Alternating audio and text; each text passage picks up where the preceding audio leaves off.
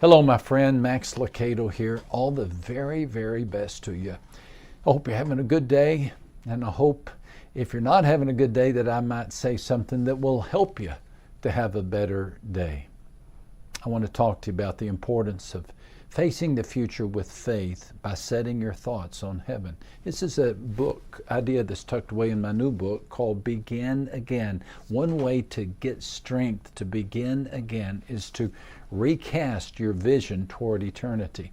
If that seems irrelevant to what you're facing today, no worries on my part. Post your prayer needs before you slip out. But if you can stay around and listen, I'd like to start off by telling you a personal story.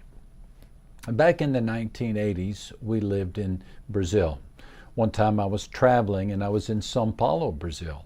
I boarded a subway train in a suburb of São Paulo. It was midnight. It was late. The station was quiet. I was tired. Our expectations were simple, just to get back to the hotel room safely. And we did eventually. But only after the train, for reasons that we never discovered, came to a lurching stop in the tunnel. The lights blacked out, the motors shut down, it was deathly quiet, and a car full of strangers sat in the inky night of an underground passage. We all expected the engines to reboot and the lights to reignite quickly. But when they did not, our concerns heightened. At least mine did. Trapped in an underground confined space with a group of strangers, not my way to spend an hour. I checked my wallet, held my breath, made a mental note to take the bus next time. Actually, it didn't take an hour. It took only a few minutes, but it felt like an hour. You know, nobody wants to be stuck in the dark, trapped in a tunnel with no word from the outside. But millions of people feel and fear that they are. Their world, it just seems like a stalled subway train going nowhere, with no message from the conductor, no light from the outside. This is a picture of a life with no heaven. A heavenless life enjoys no light at the end of the tunnel, no heart, no hope of disembarking at the end of the ride, no safe place to rest at the end of the journey. A life with no heaven chisels an epitaph like the one found on a headstone in a British cemetery. It says, "I was nothing, I am nothing, so thou who art still alive, eat, drink, and be merry." A life without heaven just feels stuck. And a society with no heaven results in chaos. Jesus once told a parable of two servants.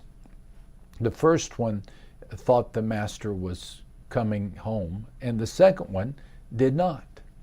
The servant who thought the master was coming home, who expected the master to show up at any moment, kept the house in order.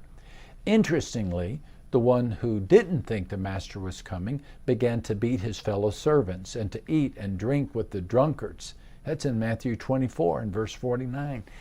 No coming master often results in no good behavior. We hurt ourselves and we hurt others. That's why end-time teaching dominates the Bible. Jesus did not occasionally or casually refer to heaven. Did you know that 2/3 of his parables relate to resurrection and the afterlife? Jesus wanted us to know that because of the afterlife, everything changes. Death changes. It used to be what? It used to be the end. Now we realize, it's just the beginning. The cemetery changes. People once went there to say goodbye. Now we go there just to say, well, we'll be together again soon. I'll see you later. Even the coffin changes. The casket is no longer a box where we hide bodies, but it is a cocoon in which the body is kept until God sets it free to fly.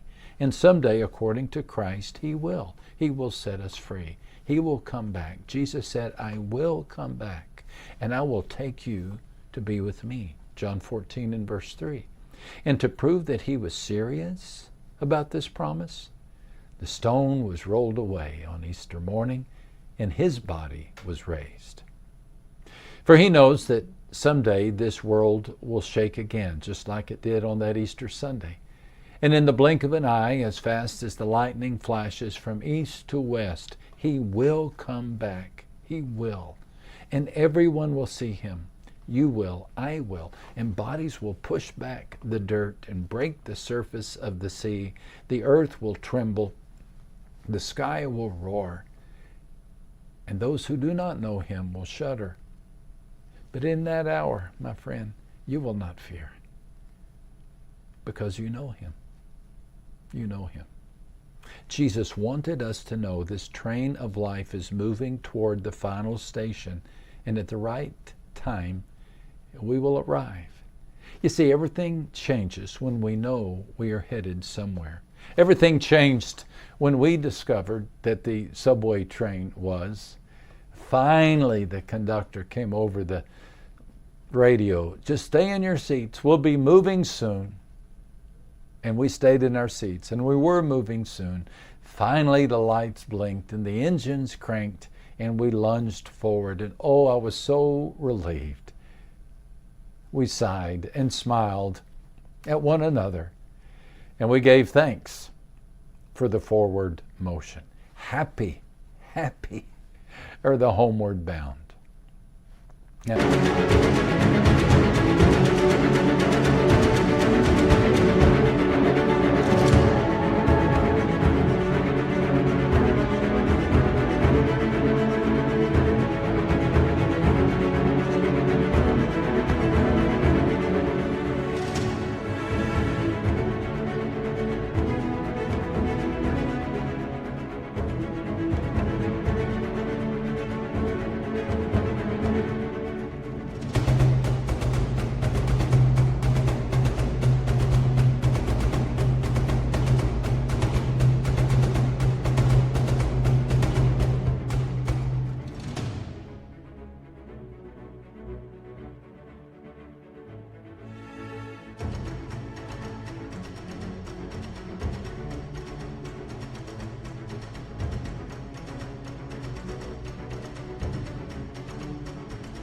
if you're a moving train, it seems to be entering a dark tunnel.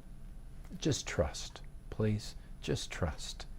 Just ask your Heavenly Father to send you a reminder. Maybe this is the answer to your prayer today. He wants to send you a reminder that He knows you, He loves you, and He's going to get us all home safely.